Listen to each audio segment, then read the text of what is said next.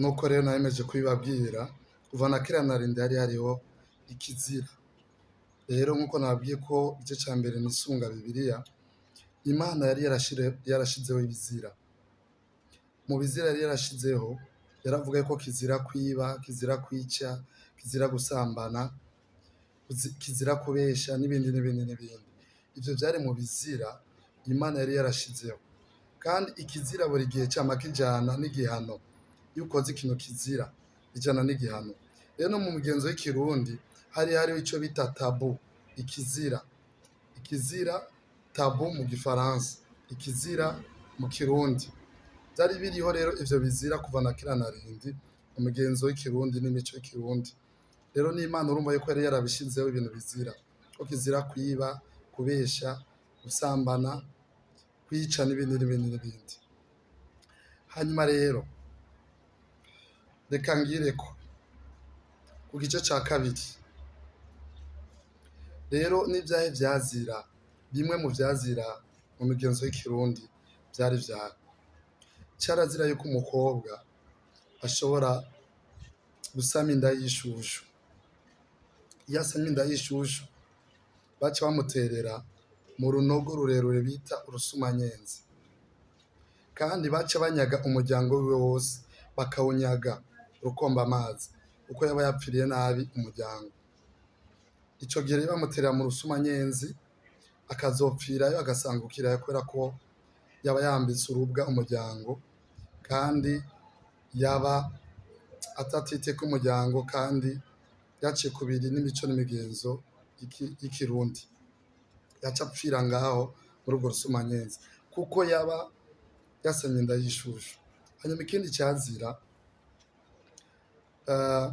iyo umukobwa nawe nyene cari mu bizira ko iyo umukobwa atubatse urugo, agasaza atubatse urugo, ico bakora ariko aragira mu bigero mugabo ntaronke umugabo, baca bamwubakira akazu mu kigo bita agahundwe. Hama ico gihe yaca agumaho, akazosaziraho, igikoko citwa ngeni kikaza kikamurira ngaho. Rero ari muri ako kazu bita agahundwe, iyo abonye abagabo canke abantu b'igitsina gabo, abasore baramukije bariko barinjira, aca yiruka kwinyegeza muri ako kazu bita agahundwe. Aca asazira hiyo, hanyuma igikoko bita ngeni kikazoza kikamurira muri ako gahundwe. Rero hariho abantu bakunda kuvuga amakosa, ukazibona iyo wubatse urugo bakavuga ngo gira ngeni. Iyo uvuze gira ngeni uba uvuze ikosa kuko uba umwifurije kuribwa n'ico gikoko bita ngeni. Mugabo ahubwo uvuga kira ngeni kuko yaba yakize ngeni, kuko ntaba yarashize muri ako kazu k'agahundwe, gaheza kakazamwo igikoko ngeni kikamurya. Nuko rero vyagenda. Ikindi kintu cazira, ni mu gihe umukobwa arenze ibigo, umugore arenze ibigo. Iyo arenze ibigo bikamenyekana baramuca amahani, ni ukuvuga bamuca ihadabu, yari amande yatanga. Hanyuma rero ku musore, umusore nawe iyo atubatse urugo agakura ageze mu bigero mugabo ntiyubake, nawe nyene baramwubakira akazu.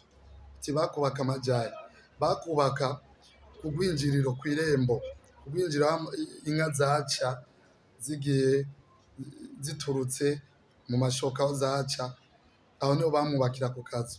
Bakita gute? Bakita akamaramaza, kubera ko yaba yapfiriye nabi umuryango, nawe nyene ntiyaba yubatse urugo, baca bamwubakira ako kazu bita akamaramaza. Nuko vyagenda. Hanyuma iyo umugabo nawe nyene arenze ibigo vyagenda gute?